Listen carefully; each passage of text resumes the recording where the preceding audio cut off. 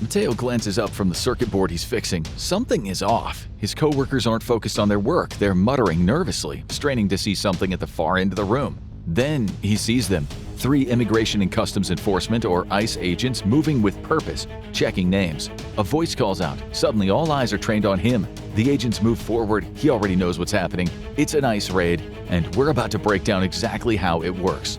But we aren't only interested in what happens next. To truly understand an ICE raid, we have to go back to the moment it all begins.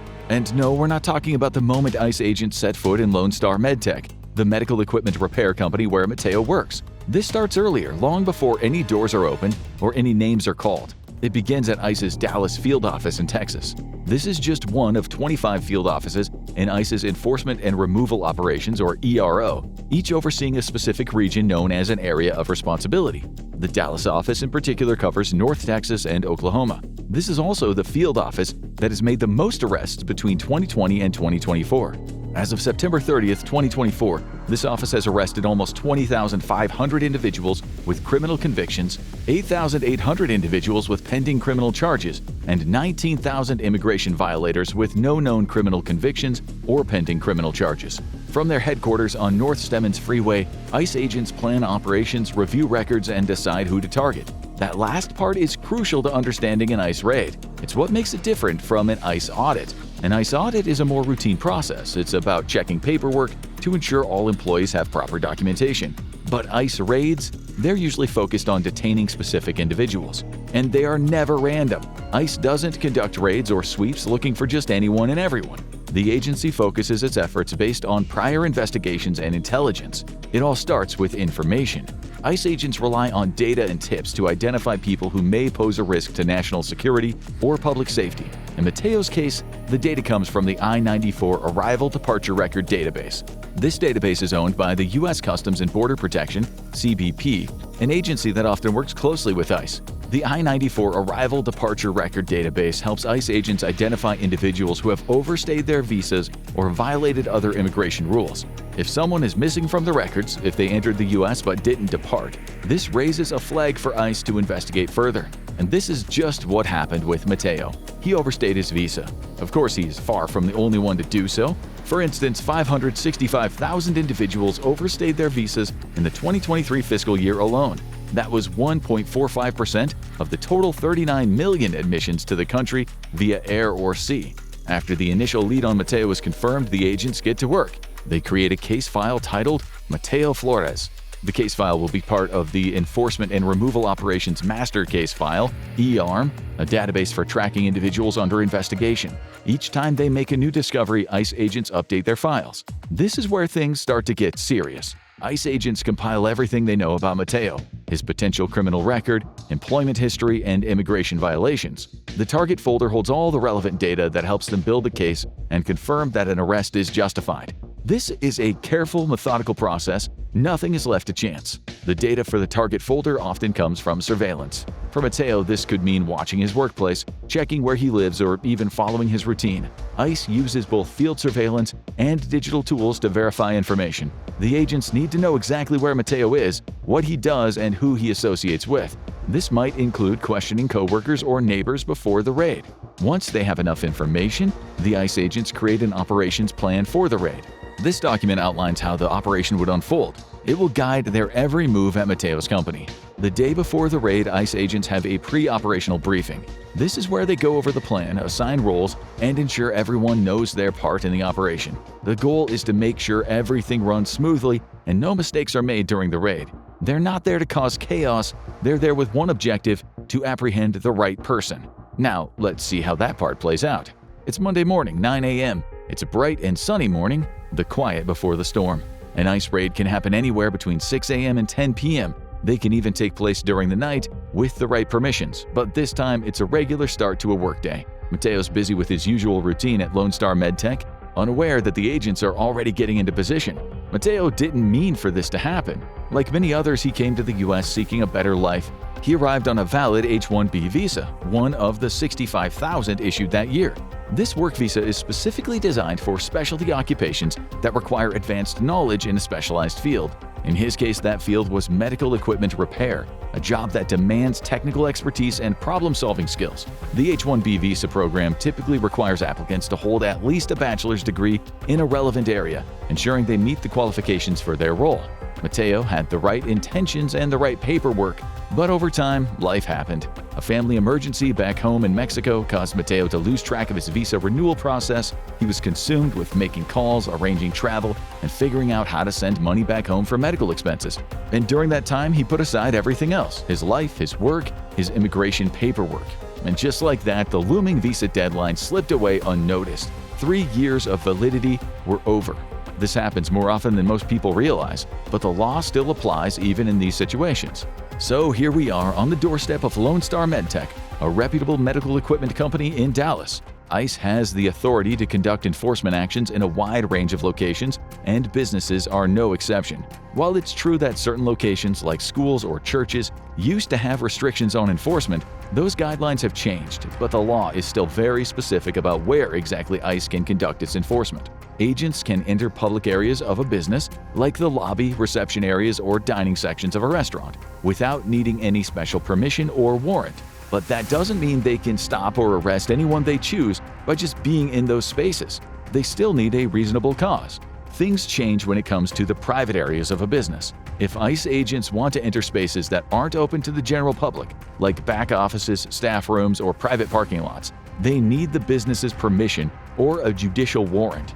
Without them, ICE can't just barge into private offices or areas of the workplace. As a repair technician, Mateo is currently in the company's workshop. This is very much a private workspace area. The ICE agents approach the front entrance of the company, scanning the exterior of the building. The company's logo hangs proudly above the door, but it's the employees inside that they're concerned with now. They enter through the front door and reach the receptionist, Eleanor. Slightly surprised, Eleanor signals to them wait as she makes a call.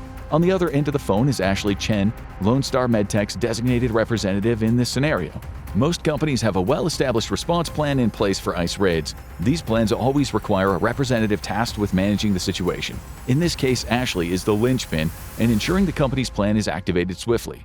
Sometimes ICE agents wear masks when conducting raids. It's a tactic agents use to gain access to a location without revealing their true identity or intent. That's why they often present themselves as local police, sometimes even sporting bulletproof vests to make the whole thing more believable. They can also arrive in plain clothes or unmarked cars, making it almost impossible to connect them to the agency.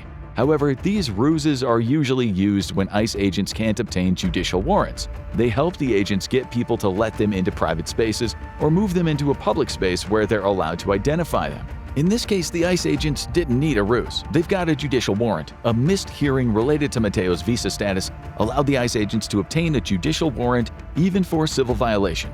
So the agents have arrived in their uniforms dressed in tactical vests, clearly marked with ICE on their gear. This allowed Eleanor to immediately pick up the phone and call Ashley. Ashley arrives at the reception area. She's been trained for situations like this. She knows how to handle unexpected ICE visits and how to ensure everything remains within the company's legal rights. Her first action is to calmly approach the agents, offering a polite but firm introduction.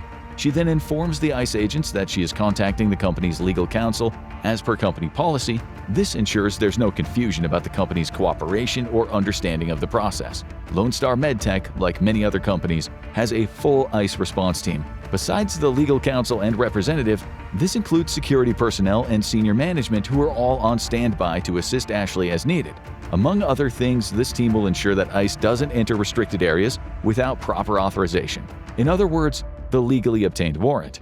But first, Ashley must check the identification of the 3 agents inside the building. They might have a huge ICE plastered across their uniforms, but it's crucial to confirm that they are who they say they are.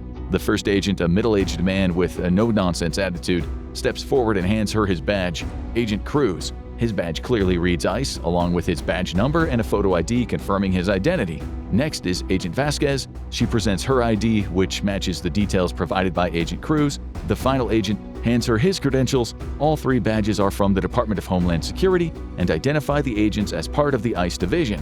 While this identification is the key to knowing who the agents are, Ashley's next task is even more critical: verifying whether they have a proper warrant. She asks Cruz, the lead officer, for a copy of the warrant, which he hands over without hesitation. Ashley first looks for the most important details: the signature and the date from a judge, confirming that this is in fact a judicial warrant. Next, she reviews the specifics of what the warrant allows. A judicial warrant will describe exactly what is to be searched. This could include employee records, payroll records, or other specific documents like I-94 forms. It'll also specify what items or individuals can be targeted, such as certain employees or specific records that the agents are allowed to seize. In this case, Ashley sees the judicial warrant specifically names Mateo Flores. The warrant clearly states that the agents are authorized to search for any documents, records, or items related to him, such as employment records, payroll documents, or any identification that links him to the company. It also specifies that they are targeting his personal files and work records, possibly even any correspondence tied to him or his activities within the company. This warrant also grants ICE agents the authority to arrest Mateo. Beneath Ashley's calm exterior, there is a quiet knot of anxiety. She knows how crucial this moment is, yet she pushes those concerns aside. She can't let emotion cloud her judgment, so she keeps checking each section of the warrant carefully. She checks the time frame for the search next. The warrant should state when the search can occur and how long the warrant is valid, ensuring that the agents are only operating within a legally defined window of time. Another important factor Ashley looks for is the description of the premises that are covered by the warrant. The address and the exact areas to be searched should be listed to avoid any confusion about which parts of the company can be accessed. If the warrant doesn't include all of those details, it may not be valid. In this case, Ashley would need to consult legal counsel immediately. However, everything seems to check out, which the company's counsel confirms shortly after. This means that the ICE agents are legally authorized to proceed with their search. Since Mateo has no criminal history and Lone Star MedTech isn't a giant company, only the 3 agents will conduct the search, while at least 3 more wait outside. With the warrant confirmed, agents Cruz, Vasquez, and Lee start moving through the building. Ashley stays close behind. She still has a job to do. She must ensure the agents remain within the bounds of the warrant, only accessing the areas and documents they are authorized to. While they comb through the relevant areas, Ashley makes sure to take detailed notes, tracking which documents or files are being examined and what is being taken.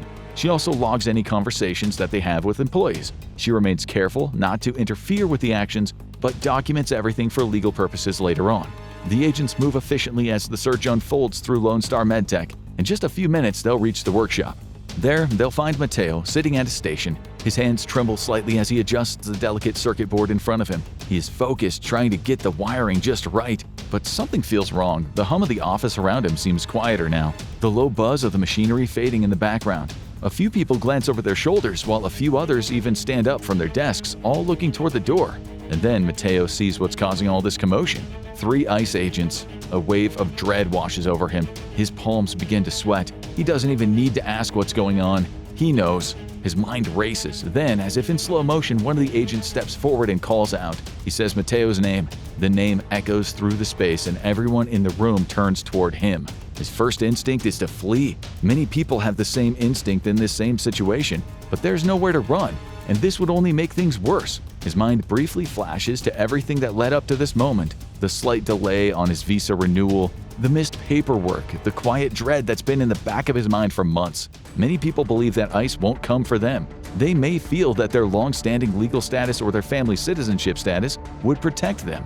Others assume that the ICE only targets those with criminal records or more serious immigration violations. But this simply isn't the case. It's true that roughly 80% of the 130,000 people arrested by ICE per year have a criminal conviction or pending criminal charges. But this can be something as simple as a traffic violation. Plus, a delayed visa renewal or a missed court date can certainly lead to an enforcement action.